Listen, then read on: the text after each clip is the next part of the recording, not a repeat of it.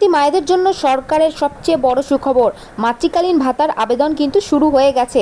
ঘরে বসেই প্রতি মাসে পাবেন 800 টাকা করে, মোট 28,800 টাকা।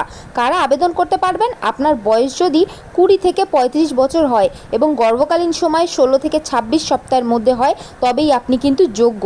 মনে রাখবেন, এটি শুধুমাত্র প্রথম বা দ্বিতীয় সন্তানের ক্ষেত্রে প্রযোজ্য।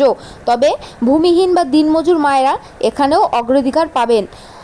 তবে আবেদনের জন্য আপনার কি কি লাগবে? জাতীয় পরিচয়পত্র, এনআইডি অর্থাৎ আপনার ভোটার কার্ড, পরিবার পরিকল্পনা অধিদপ্তর থেকে প্রাপ্ত এএনডি কার্ড, আর এছাড়াও আলট্রাসাউন্ড যে রিপোর্ট, সেই রিপোর্টটি, আর নিজের নামে যে ব্যাঙ্ক অ্যাকাউন্ট যেটির সাথে আপনার যে লিঙ্ক রয়েছে, ডিভিডি লিঙ্ক, সেই ব্যাংকের অ্যাকাউন্ট নাম্বার, আর তার সাথে একটি সচ্ছল মোবাইল নম্বর দরকার।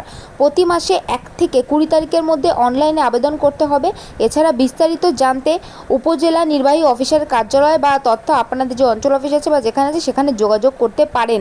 তথ্যটি ভালো লাগলে অবশ্যই কমেন্টে একটিবার ডান লিখুন এবং এমনই এরকম আরও খবর ও আপডেট নিত্য নতুন পেজটি যাতে আপনাদের সাহায্য হয়, সরকারি স্কিম আপনাদের সরাসরি আপনার ঘরে পৌঁছে যায়, তার জন্য কিন্তু আমার ভিডিওটা বেশি বেশি করে শেয়ার করতে হবে সমস্ত গর্ভবতী মায়েদের জন্য।